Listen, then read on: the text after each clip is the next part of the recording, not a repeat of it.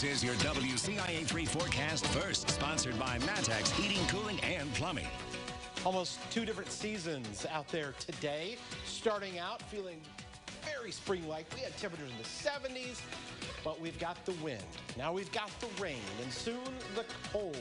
Take a look at some of the scattered showers through parts of Champaign County, down into Coles County, Tuscola, down to Oakland, Arcola. Seeing some of the rain showers here along I-70 near Casey. With all this lifting to the north and to the east, we're going to continue to see rain over the next several hours. And unfortunately, we're going to see temperatures starting to fall. We're now down to the low 60s. It was just a couple of hours ago, and it was near 70 degrees. With the cold front ushering in the much colder air, so get ready because tomorrow will be vastly different. We're going below freezing soon. We'll talk more about that in the forecast when we come back here in a little bit. WCIA 3 News starts right now.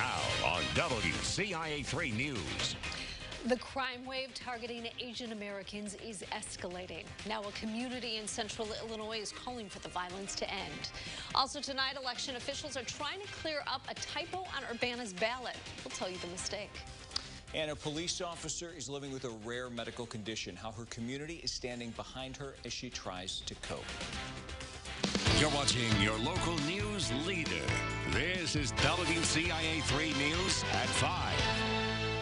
A Stop Asian Hate rally is happening in downtown Champaign. Good evening, I'm Paul Cicchini. And I'm Jennifer Roscoe. The rally comes after several Asian Americans were shot in Georgia just a few weeks ago. WCIA 3's Bryce Beeman is live at the rally. So Bryce, what are you seeing? Well, as you can see behind me, there are people with signs, and their goal today is to stop Asian hate. And as you mentioned, this comes right after a couple weeks back, a shootings in Georgia that killed 8 people. 6 of them were Asian Americans. And today, a video comes out from New York of a man stomping on an Asian woman in New York City. Now, yesterday, New York police also were investigating an attack on an Asian man. So the message of this rally in Champaign is clear: to stop Asian hate. Protesters told me this is something that has escalated, especially since the COVID-19 pandemic. And again, as I mentioned, as you're out here, you can see people of all different races. There are kids out here. And again, their goal is for equity and for peace. And as you can see, some of the signs say, "Stop Asian Hate." One says, "I am not the virus." But in Champaign, I'm Bryce Beeman, WCIA 3, your local news leader. Bryce, thank you. The U of I has around 8,500 Asian American students. The most recent census shows Asians make up 10% of the community in Champaign County. The rally will wrap up at 6:30 tonight. Police arrested 4 people after a fight in Charleston. It happened around 11 Friday night at Edgar and 18th. Officers say they were fighting in the stairwell of an apartment complex. Everyone is from Charleston. Each is charged with mob action. Investigators say they were identified by witnesses and security cameras. No one was seriously hurt. The Waverly School District is losing its superintendent, but it's a gain for the Carthage School District, which says Dustin Day is starting in the same role July 1st. But the State Journal-Register reports Day kept his job despite a principal having accused him of making sexual remarks last fall.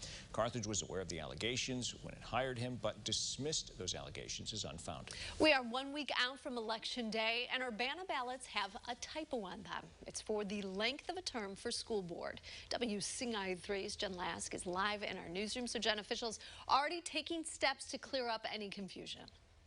Jennifer, the county clerk is posting signs at polling places and also putting notices in any of the vote-by-mail ballots that go out moving forward. Now, the ballots say that the school board districts that are up for election, that's districts 1, 3, 5, and 7, those have 4-year terms. But this time, actually, because of redistricting happening before the 2023 consolidated elections, the terms will actually be just for 2 years. That way, every school board position will be up for election in the new cycle.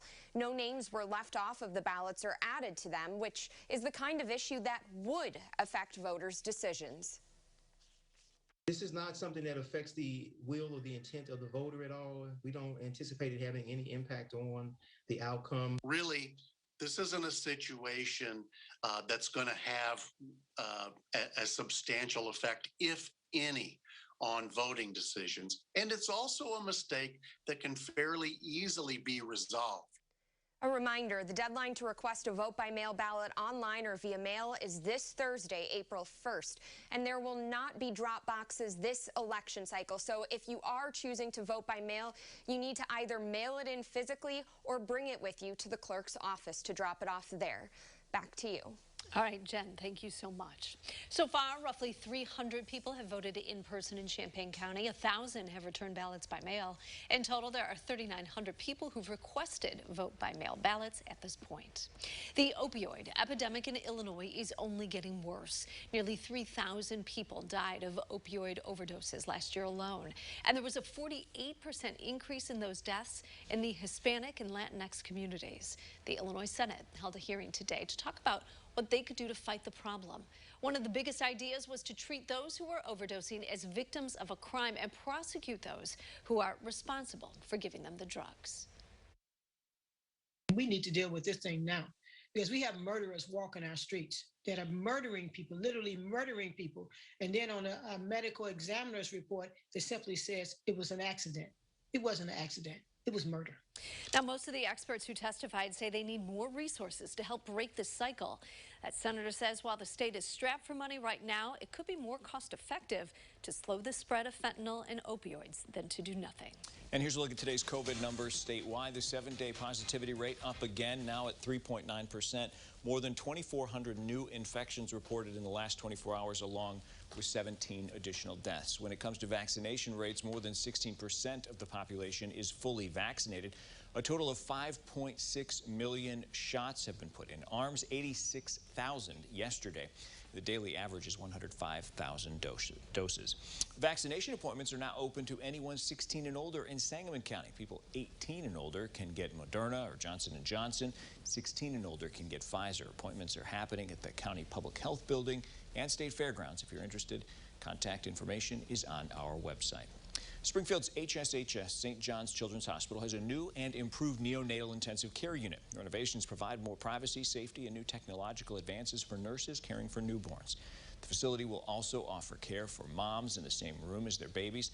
It's known as couplet care. It's the first in the state and one of 10 in the country. This is just one of 2 phases of renovations for the hospital, with the rest expected to be done by the end of the year. The village of Rossville and the Westville Police Department are rallying behind one of their own. They're holding a benefit for Officer Misty Smitley to help cover her medical expenses. She's been living with sarcoidosis for the last 2 years. It causes a severe rash, weight loss, chest pain, and it doesn't have a cure. There will be a benefit at the Gallo Grotto in Danville. There'll be a raffle, silent auction, and live band. Organizers say they want all officers in the county to know they will have their back when dealing with a difficult situation. Always supported our officers at the Gallo Grotto, and we are just extremely excited to host this benefit. Now, the benefit is May 1st. In the meantime, Smitley's family is also collecting donations. If you would like to give, just go to WCIA.com.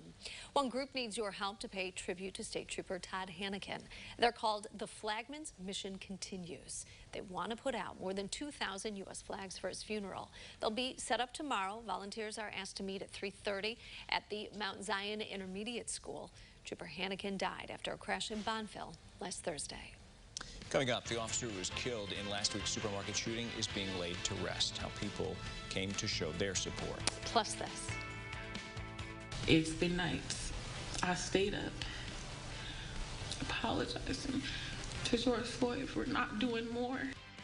The murder trial against a former Minneapolis police officer has started. The emotional testimony the jury heard today.